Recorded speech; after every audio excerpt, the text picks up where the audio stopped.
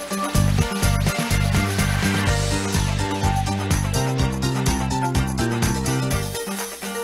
tal? ¿Cómo estamos? Buenas tardes. Esto es la entrevista aquí en TV Noticias 7.3. Un momento para conversar, para decantar la información.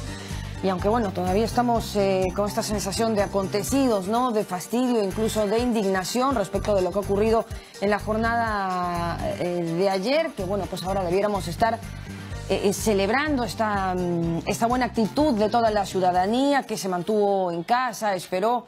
Y algunos esperaron y nunca llegó al censo 2017. Pero vamos a comentar esta tarde sobre lo aprobado recientemente en el Congreso de la República, en la Comisión de Salud. Luego pasó a pleno, que es la norma que autoriza el uso medicinal del cannabis y sus derivados. Para ello nos acompaña la doctora Amelia Villar, decana del Colegio Químico Farmacéutico del Perú. Doctora Villar, buena tarde, bienvenida. Buenas tardes, muchas gracias por la invitación. Punto 3, bueno, todavía aquí conversando sobre el censo. ¿Llegaron bien a su casa los censadores, los empadronadores? La mía sí llegaron bien y a mediodía y creo que éramos la última casa, y así que todo conforme. Con normalidad, sí. Pero bueno, dentro de su especialidad a lo mejor y extrañó alguna pregunta referida a la salud. Realmente hubo pocas, pero de la única pregunta fue de las discapacidades que uno podía tener en la familia, ¿no? Y esto que en mi casa no teníamos mayormente este problema. Claro, pero a lo mejor yo hubiera extrañado alguna otra consulta respecto de esto, porque... Claro, hubiera sido importante tener una información de repente más sobre las enfermedades crónicas o aquellos problemas de salud de padres que tienen hijos que no necesariamente son atendidos, ¿no? Como niños autistas, niños Down, ¿no? Que muchas veces lo esconden. Y que, ¿por qué? Porque no tienen lugares donde llevarlos o no tienen las posibilidades de atenderlos, ¿no? De esta información hay poco en todos nuestros sistemas y sí es importante para tener una noción más global de cuánto es que hay familias que tienen que estar de repente no solamente dedicando un tiempo especial, sino aparte dinero, que es muy costoso también el mantener estos niños. Yo conocí, por ejemplo, un caso de un padre de familia, ¿no? Que dejaba al niño, porque era un niño que tenía un autismo, y lo dejaba amarrado en la casa. Y el niño, como él estaba sujeto, ¿no? Tiende a agredirse a sí mismo. El niño resultaba con heridas por todo lado, ¿no? Muy triste. Y es que claro, al no tener data, no tener información respecto de cuántos son, dónde están, qué es lo que necesitan o a qué centro finalmente acuden, no sabemos, pues andamos como a ciegas respecto de muchísimos temas que muchos especialistas han extrañado ese tipo de consultas. Era una gran oportunidad la de ayer para tener mayor referencia, pero bueno, ahí estaba, encontró a sus limitaciones y de organización, de logística y demás. Pero bueno, salió finalmente, doctora, este dictamen que autoriza el uso medicinal de cannabis y de sus derivados. De momento no hay mayor padrón de los pacientes, ¿no? Se va a incluir obligatoriamente. ¿Cómo se va a trabajar primero, eso? felicitar al Congreso que finalmente dio esta aprobación, pero también analizar la propuesta o la ley que han aprobado, porque en realidad tiene bastantes candados, y candados que si no se reglamentan apropiadamente van a poder significar más bien ser obstáculos, ¿no? O una gran burocracia que va a demorar mucho el que ingresen probablemente productos de menor costo para las madres que son ahora las que necesitan este. Claro, uno de esos candados que menciona, supongo, es el del autocultivo, ¿no? Que no ha sido mencionado, no ha sido incluido, y claro, la gente necesita esto ya, o sea, necesitan empezar a darle a los chicos ya, y de momento que todo esto se haga realidad, pues todavía va a pasar un buen tiempo. En realidad lo que se ha dicho es que los laboratorios o algunas asociaciones o básicamente las universidades podrían estar haciendo esto. Sin embargo, creo que a través de las asociaciones podría verse un poco la parte del cultivo, ¿no?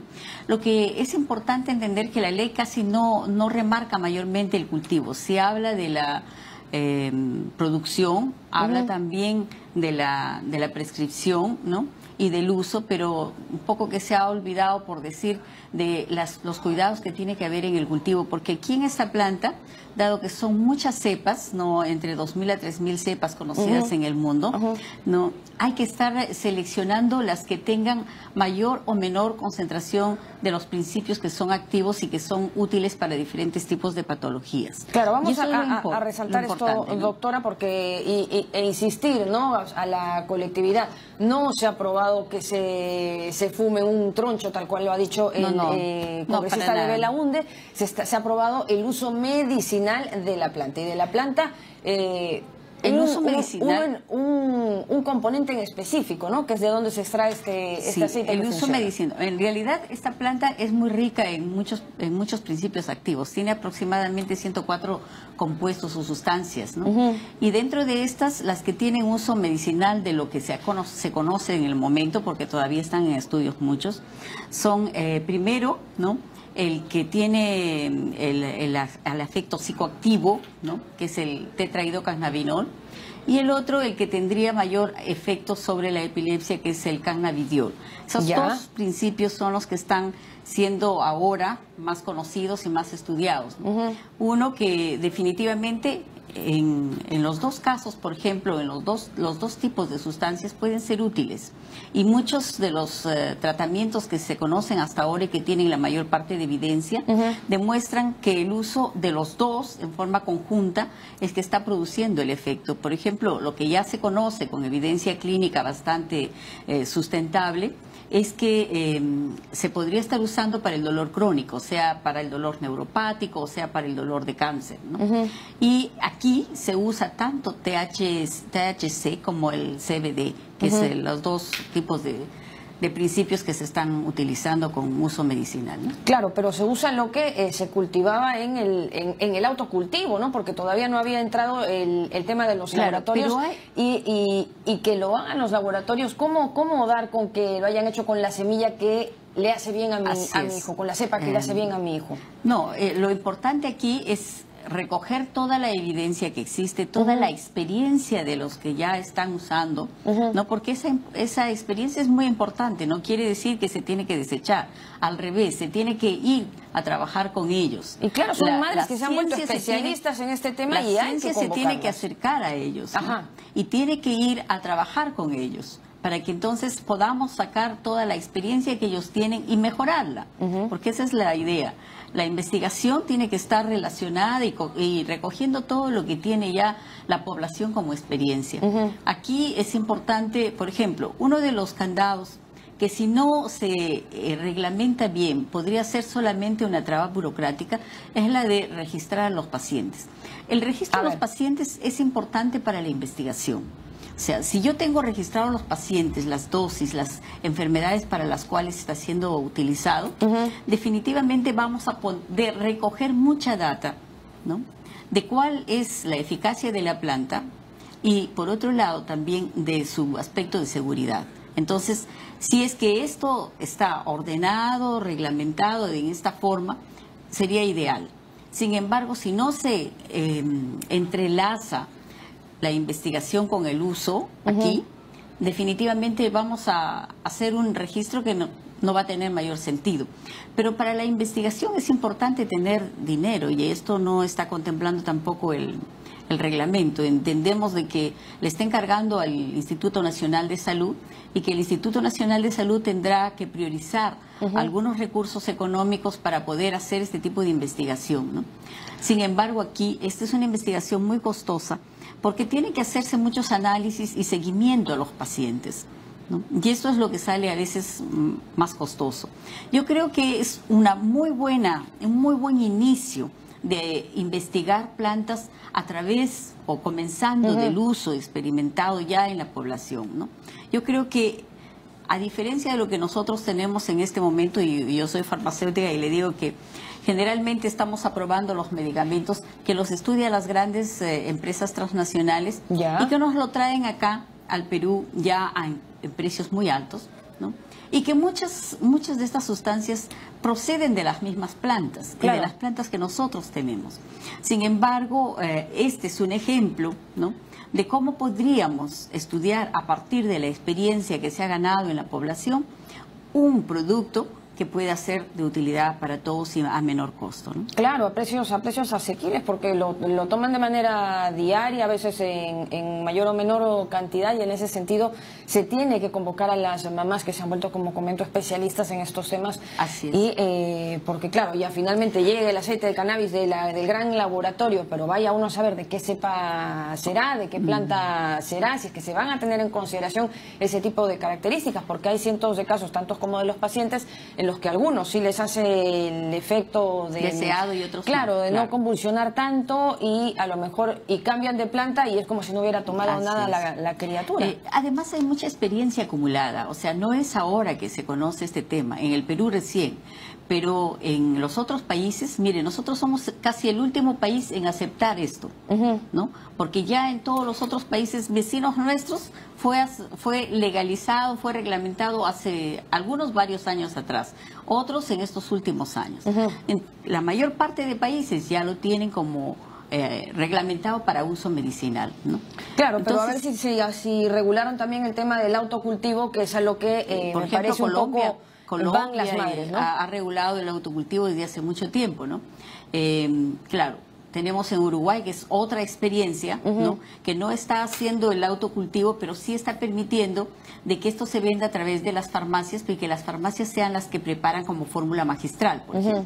Otra forma de proteger un poco al ciudadano y decirle, bueno, tenemos que seguir algunas reglas, algunos procedimientos que son definitivamente estandarizados, que tienen que ser estudiados, y a través de estos profesionales ustedes van a poder tener este producto más bajo costo. ¿Y eso cuánto tiempo? Eso es el problema, que cualquiera de las modalidades que ingrese va a tomar un tiempo. Lo más pronto y lo más rápido posible va a ser la importación, ¿no? Pero la importación también habría que verla de dónde hay que hacer, porque la importación, si nosotros pensamos en traer de Canadá o de Estados Unidos, definitivamente va a ser muy costoso. Claro, además a mí me da la impresión que los padres acá están buscando el tema del autocultivo, ¿no? Porque ¿qué más garantía que una madre misma, un padre mismo, que cultivar en la misma planta, darle los cuidados necesarios y preparar artesanalmente con las orientaciones técnicas necesarias para darle el aceite al chico? Eso es lo que tendría que tener el autocultivo, porque el autocultivo de por sí, sin orientación y sin seguimiento, también puede ser peligroso.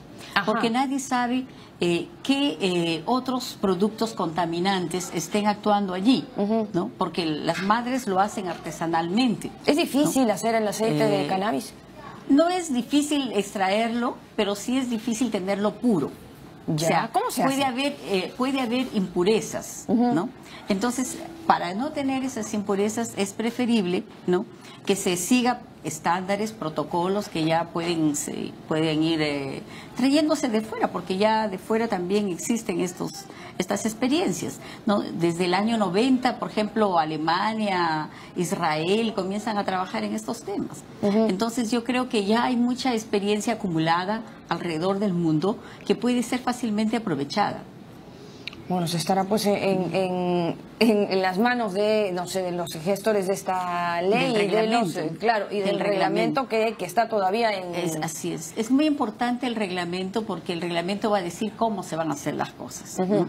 Y allí sí, hay que llamar a los que están encargados de hacer este reglamento, que creo que es el Ministerio de Salud, ¿no?, que tenga en cuenta el momento actual, porque ya existe un problema y ya existe una situación en la cual hay muchos pacientes que están utilizando este producto y lo están haciendo, como usted dice, en forma casera.